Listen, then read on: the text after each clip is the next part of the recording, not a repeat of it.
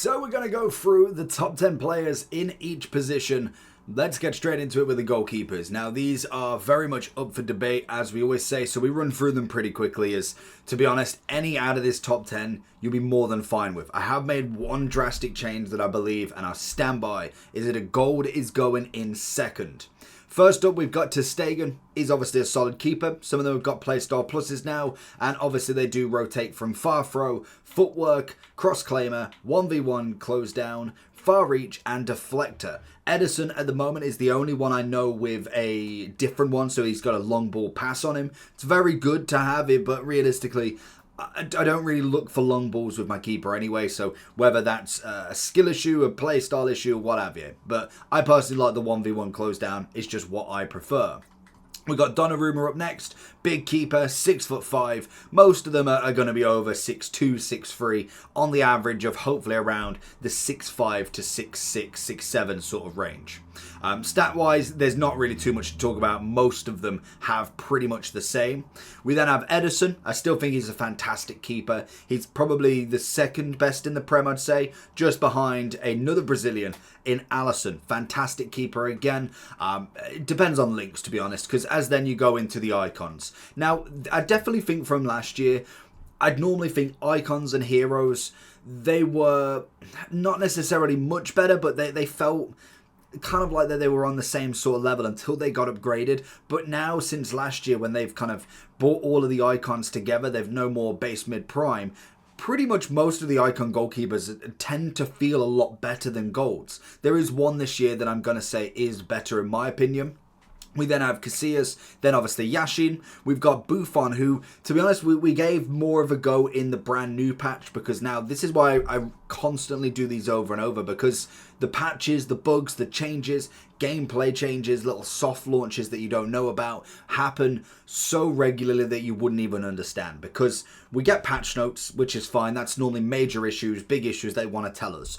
There is definitely quick fixes that they happen that you won't know about ever. So keeping up to date on a lot of these players, trying to keep going with them. Buffon, for me, is a great keeper. I think he's up there, but he's definitely not number one for me anymore. I would go Courtois as my second keeper. I think he's absolutely unbelievable. A gold goalkeeper that will last you at the minimum till team of the year, and Van der Sar would be the one above him. He's still, to me, one of the best keepers in this game.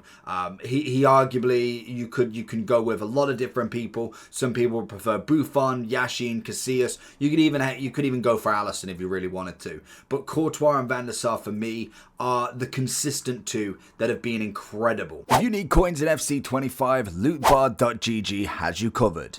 They are the cheapest trading platform on the game, 8 to 10% cheaper than any others, 8% off if you use the code JT11 at the end at checkout, plus you get 5% extra on coins, with the fastest delivery system going, used by many FC25 creators such as Zorky, Manny Plus, and even pro owners. So if you need any coins, head over to lootbar.gg, make sure JT11's in the promo code, and hopefully you enjoy. Now going into a bit more of a list that you can comment down below if you prefer somebody in a different spot. If I've missed somebody that you personally prefer, it's not like I'm able to play hundreds of games with everybody, and also there is evolutions that would be put into this as well that obviously I can't do if I don't have them.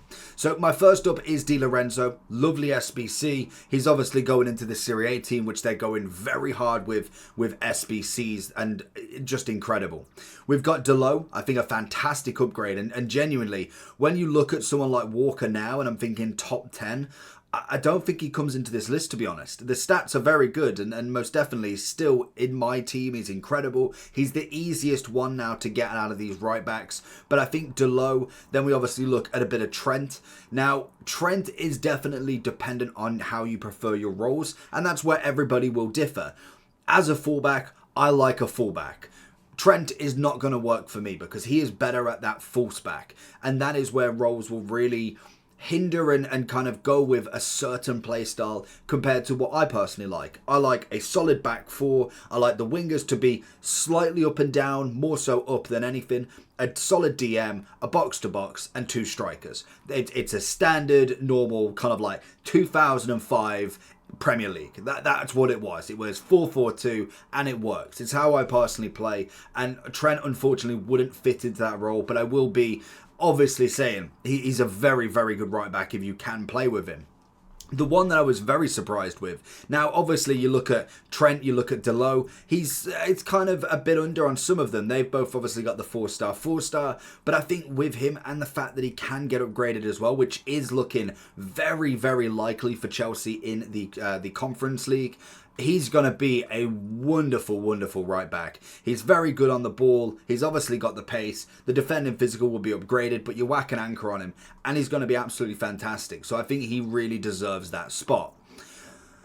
I'm not absolutely sold on Frimpong. I do like him as a card, and I think maybe once he gets a little bit more on that defending physical, he'll be kind of more of a sounder right back. He is obviously attacking fullback. He's normally a right wing back more so than anything. So it's kind of where, again, the roles would play a massive deal, but he still is a very expensive, still got the ability to upgrade card as well, and he most definitely would get the job done pretty well.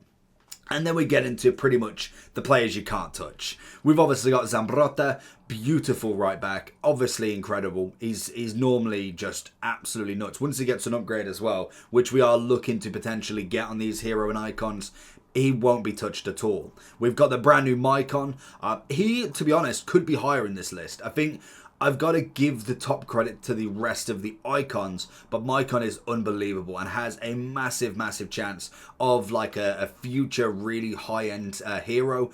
He's going to be that one you go to, and it will depend most definitely, because you've got Taurum here, another fantastic one which we haven't seen with upgrade ability, so it will be interesting for him and Maicon to see where they go in this, because most right backs at this point are going to be very similar. Obviously the roles will change. You've got a fullback plus which would suit more my style, then you've got an attacking wing back which could suit any style. More than likely a 5-back would be really good for Maicon, and especially with that whipped pass.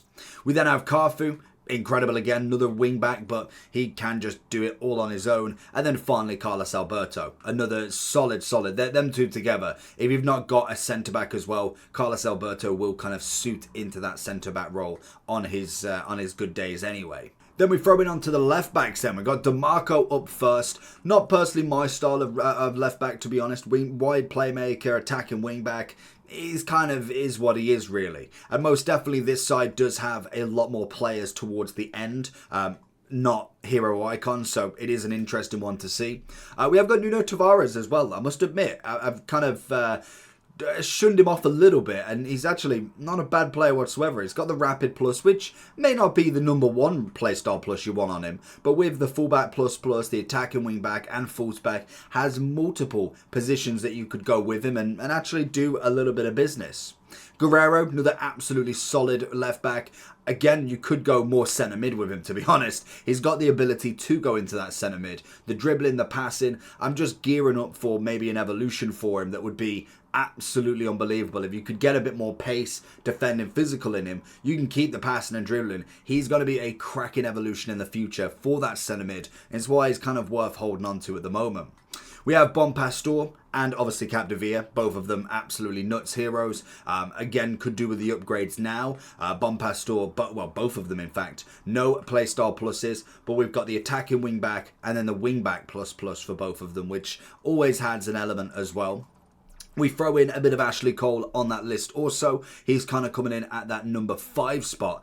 He's not normally my favourite, to be honest. I do think for an icon price, it's a very standard icon in my opinion. I don't think he really gets up there unless he's got the Playstyle Plus, which is obviously over everybody else. But he doesn't really get up there until he gets more upgrades in my opinion. And he has got the fullback plus, which obviously suits me. Same with Lizarazu, fantastic left back. He's kind of one of the better heroes this year. And again, for me, it's mainly because of the role plus. We used him and he suits my style so much better. So much better. But we've obviously got to throw Roberto Carlos up there.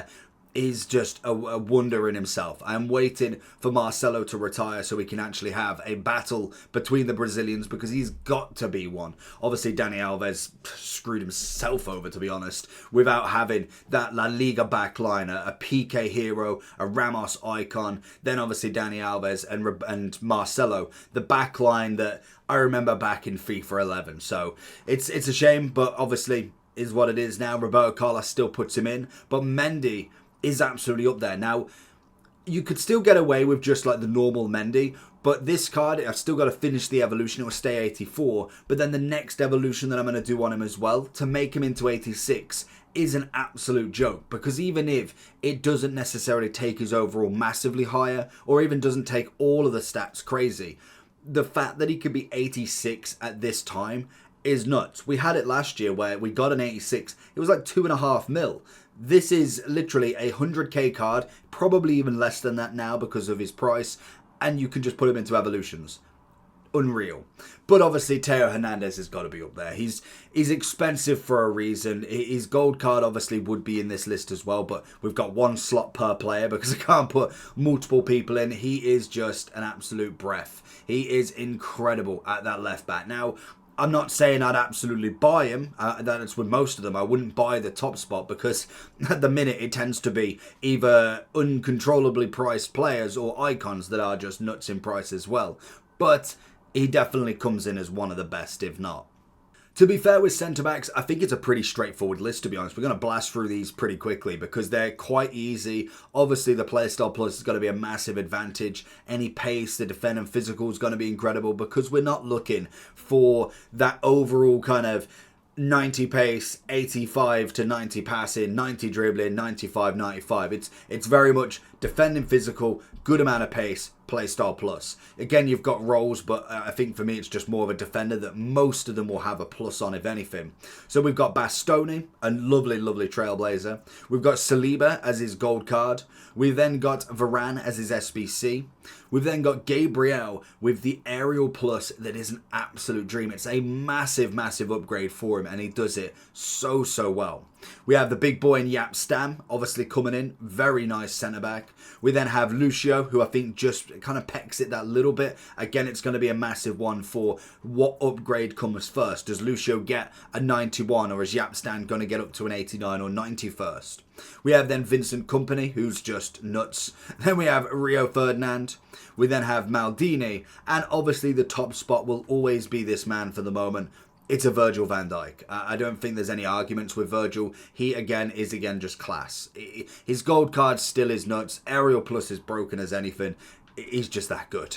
So then breaking down the midfield, we've got CDMs up first. Again, we'll run through them pretty quickly. Like I said, any of these lists, let me know if there's anybody else that I need to look at again, just to see if there's obviously somebody in there. And this is the true top 10. It's like, for instance, Taurum, very, very good card. Maybe played more as a CDM, if anything. But realistically, is he in this top 10? Does he beat out all of these players? Now, obviously playing with a lot of him, he's going to be fantastic, but realistically, is it just a very good price for an SBC, or is he genuinely top 10? So let me know down below.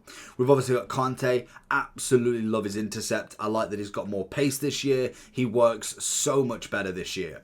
We've then got Tchouaméni that, to be honest, I was looking at him to start with and thinking, I can't put him this low. Like, surely he's higher up. But when you truly look at him, okay, he's a 3-star, no Playstyle Plus, controlled lengthy, fantastic, stats-wise, great defending, great physical. Now, I kind of get why people do put him as a centre-back more so than anything, because his pace is decent enough, but it's not crazy. Not really any shooting there. Passing is good, dribbling is again at a top level, but realistically, is he going to beat out a lot of these top-end cards, especially ones with Playstyle Pluses? That's where the difference really matters for me, because we have got the likes of Matuidi coming in. Playstyle Plus has pinged pass, so he's kind of on the lower end in my opinion. I don't think pinged pass is all of that, but at least it's something. We then have Rijkaard with intercept. I think is a fantastic one. 4-star weak foot as well, which is always going to add a great bonus to him. Makalele with the block. Again, another cracking card. 3-star, which is most of the CDMs.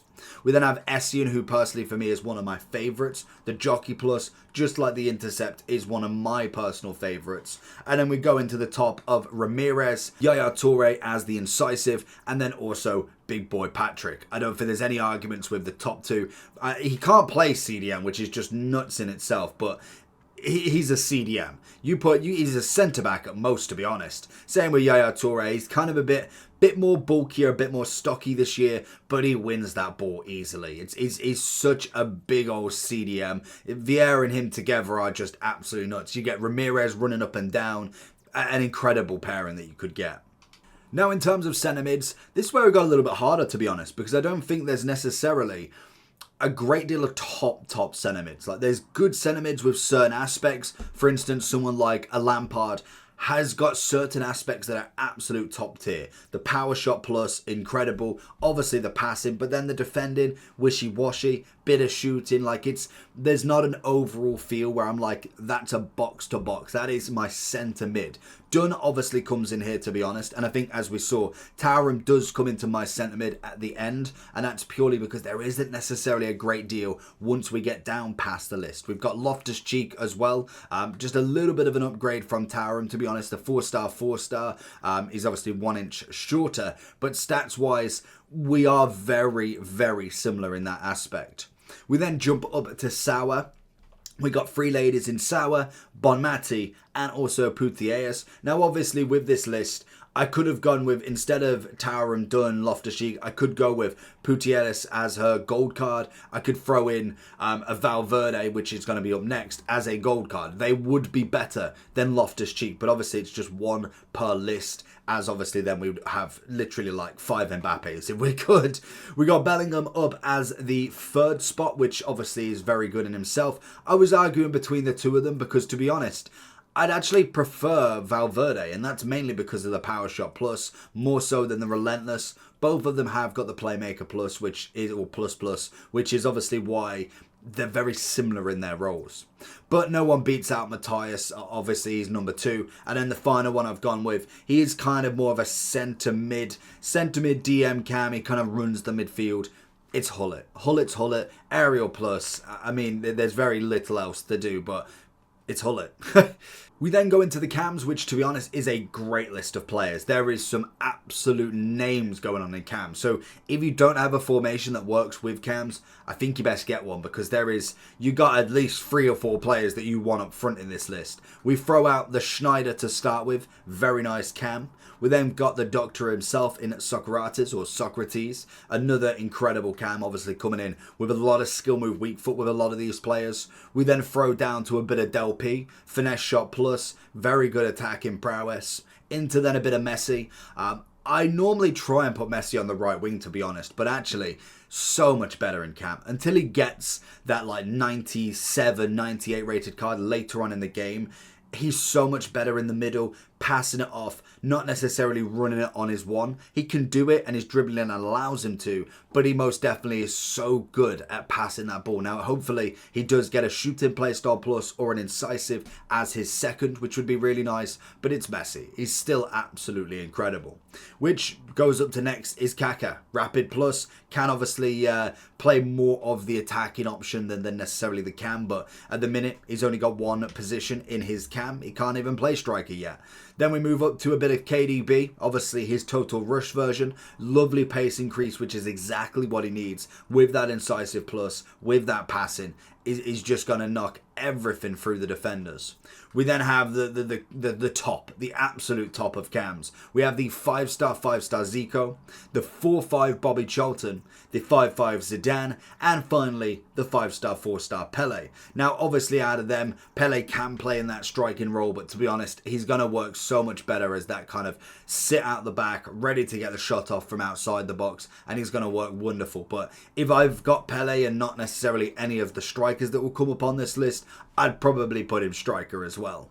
Another very hard position in left wing. There is so much talent, it's unbelievable. We got Diaz first. I'm not normally a fan of the technical plus. I think stats wise it does everything. If he was to manage to get a quick step, this card would have been double the price. But then we throw into a bit of future. Love this starting card. Now, most of the heroes and even some of the lower icons will drop down very quickly, and I think future is one of them, especially in such a competitive market for left wings. There's always so many upgrades going on here. Same with right wing and striker, that they need their upgrades to kind of stay relevant enough. But I think at the start, future does that really well. We then got Liao with his obvious Rapid Plus. Can obviously play striker as well, which I think once he gets up into some upgrades, he kind of does suit it a lot better. But for this card right now, I'd suggest keeping left wing with 79 shooting. You're paying 500k for him. I'd keep him on the wing at this point. Another one that can do both. Sonny Baby is unbelievable. 4-star, 5-star for him. Obviously, a very good finesse shot plus. Can come off the wing and do it. Can be a striker and do it. He's just absolutely brilliant. He's one of them gold strikers that just is everybody's nightmare. We obviously then go on to some of the top ones. We've obviously got Ribery coming in before the storm. We then have a bit of Nene, obviously his total rush. We then have Hazard, who I am still wanting a massive upgrade for because I really want to see that 98 Hazard again. I swear we'll best get a 99 this year. If you've remembered Hazard, he is just that guy. We then obviously have Ginola. He plays on the left. I'm going to keep him on the left. He's unbelievable there. Vinny Jr., 92 rated with his Trailblazer. He has changed his quick step, which I'm not a big fan of. I do prefer quick step plus this year compared to previous. Rapid's still good enough, but I would have still liked the quick step as he does have it. And then finally, my favourite, maybe a bit of bias to be number one, but Ronaldinho is always going to be Ronaldinho for me. He is just legendary. We then have the penultimate positions. We have the right wing. Now, I must admit, there is some talent here as well. I think right wing, it was right wing and right back last year, was very basic to start with. Like, there wasn't much going on. This year, a little bit better. I think Malin 100% puts himself in there. He has got himself the quick step plus. And surprisingly, last year, from all of the evolutions that he had, he was surprisingly really good. This year, again, a very, very nice card that you're going to get. We then have Diane. She was incredible last year as well. This year, also, 1 million coins for this guy that can go up. Another one that could do with a playstyle plus. But regardless, she is absolutely winning. We then have Elwaran. Definitely lost a little bit off him, to be honest. I think if you asked like 3 years ago, which I think is when he first got announced or he came out, he was like top 2. Like he was that card that everybody had. There was an SBC for him. Everybody had Elwaran. Last year, we didn't really see it. He got an upgrade very late, and it just wasn't all that at that point. This year, I'm going to keep the respect on the base of him and see where he goes, because next up is a bit of Georgie Best. We then throw into a bit of Garincha. Both of them with a technical plus, not personally my favourite. Hence why Salah is going to get in ahead. That finesse on the left foot, the cut-in is absolutely real for him. But he still gets beat out, in my opinion, by Dembele's new Trailblazer. The 5-5, the quick step, the dribbling is just lightning. Now, again, with these, there's different roles. Dembele is going to be more so your kind of like your inside forward, your almost winger more so than anything. Whereas I'd definitely say Salah is more of the inside forward, but kind of more striker orientated more so than a winger. He wants to shoot, whereas I think Dembele is kind of the assister of the wing, which obviously works. We then have Hansen, incredible card. Obviously, she's got a team of the week. Her gold card is pretty much the same. 5-star, 5-star, and absolutely nuts. But nobody beats out Bale other than one man, and it's Jairzinho again.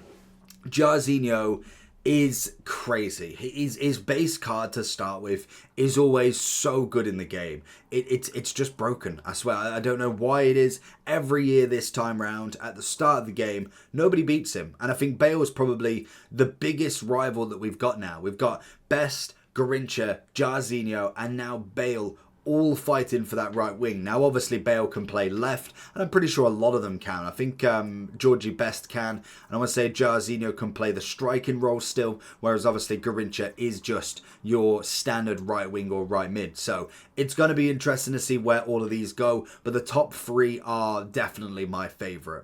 Now, in terms of strikers, this is a very hard one because, to be honest, I don't think you can argue on the list in terms of the many gold cards are going to be better than these, but it is also a little bit boring because pretty much everybody, bar from one player, is an icon. Now, you could probably guess who that one player is, but that's why we're going to run through it relatively quickly because all of these are incredibly priced. They're very hard to get, and they're naturally going to be a bit of ahead of the curve at this point because really, you've got your likes of Mbappe. There may be an upgraded Haaland, an upgraded CR7. I don't think they come close to this list yet. So let me know if the strikers is different, but you can't tell me that like a Thuram is up in here. Like he's not a top 10 striker. But we've got, from order, Butragueno. I'm going to move over to this. Butragueno, Eto'o. We then have Dalglish. We have Puskás. We then have Henry, Eusebio, Cruyff, Ham, Total Rush Mbappe or Goal Mbappe, doesn't really matter. And then finally R9. Now, you could definitely argue between R9 and also Mbappe, but I think both of them are pretty much as good as each other. The thing that kind of does it for me with R9, obviously the icon has its own sort of animations, which seems to be a little bit buggy this year round, which kind of escapes a little bit of the catch-up momentum, but Mbappe is Mbappe. He absolutely finds the goal, no problem. So that's going to be everybody. Like I say, let me know in the comments down below, is there a favourite that you would prefer in the top 10? Leave it down below, and I catch you all for the next one. Peace.